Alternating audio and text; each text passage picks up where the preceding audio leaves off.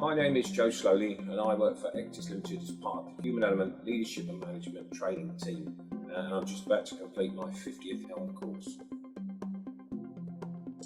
Every Monday morning tends to be the same. The level of negativity in terms of not understanding what HELM is a question we face every morning, because people tend to think it's going to be very dry and boring, there's going to be no tangible value.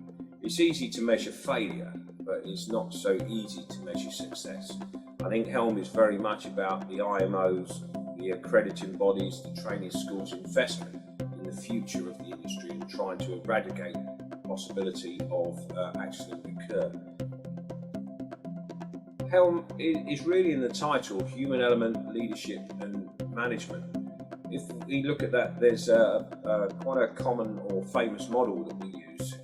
It was discovered by a guy called Bruce Tuckerman in 1965, and it consists of 4 stages. The first one is forming, where everyone kind of comes together. Then we go for a storming phase, which is where we fight for our position in the pride. Now that can be within a classroom environment, within an organisation, within a ship. After we've gone through this phase, we then go into a norming phase where we kind of level off a little bit, and then we go to the performing phase where we actually deliver what we need to deliver. Yes, I think people definitely need help. If we're asking us that question, then we'll perhaps need to turn the question on the head and ask, why don't we need it? If you look at most of the reports in the media nowadays, it's only really those of a similar industry that when they have an accident, it becomes front page news. It ends up being the lead story in any sort of news report. Whereas in our industry, whilst just as severe, they don't tend to be that newsworthy. So they're out there, they're happening every day.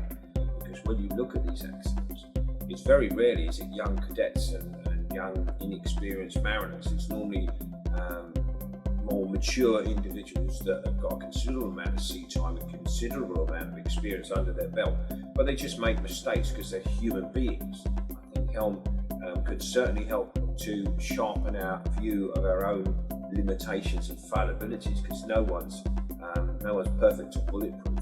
We're all fallible human beings.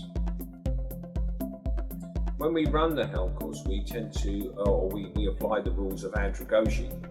Andragogy is the art of teaching adults as opposed to pedagogy, teaching children. So we go at it in a kind of adult way, and we try and encourage people to learn and be responsible for their learning, which supports what we're trying to achieve in people having this realisation. If people don't buy in very early on in the course, it's going to be very difficult for them to realise the value behind it and the limitations of individuals, what they can and can't do, and what's going to be the optimum setting to get the best out of people and promote people.